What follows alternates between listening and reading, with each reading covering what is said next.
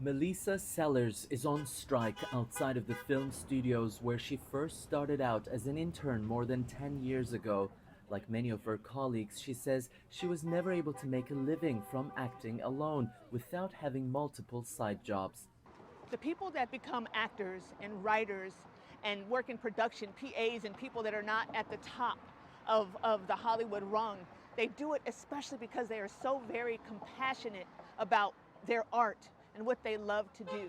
And so it has it's become so difficult that people are having to leave the art, that they're having to leave their dreams behind because they can't keep their heads afloat.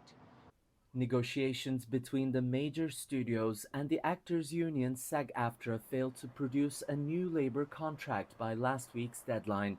Union representatives say the sides remained far apart on some of the key issues. Well, number one, we're fighting for basic respect and protection for our members. That includes things like making sure that our members aren't abused by unfair provisions regarding artificial intelligence. They don't have their image and likeness and voice stolen from them through that method. Number two, making sure that they are not working in 2023 or in 2026 for less money in real dollar terms than they made in 2020. These companies don't want to acknowledge that inflation existed. They don't want to acknowledge that they're not paying people fairly. And they're going to have to acknowledge that because our members know it and everybody else knows it too. The actors' demands are similar to those by screenwriters who've now been on their own strike since early May. And like the writers, SAG-AFTRA negotiators say their members also deserve a portion of the royalty payments studios get when their work is reused on streaming platforms, a proposition that studios have so far rejected.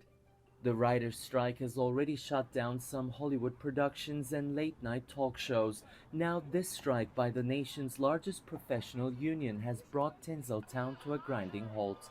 Losses could tally into the billions. It seems like the other side is planting their feet pretty hard, but actors are used to surviving, and the writers have been holding the line so far so well, and we're really excited to stand beside them and do the best we can as a team. Thousands of families in Hollywood may have to go without pay for weeks, if not months, and a long list of films and shows coming out this year will likely see delays, a sacrifice they believe that's worth it to get better working conditions in the long term. Ediz, Tiyansan, CGTN, Los Angeles.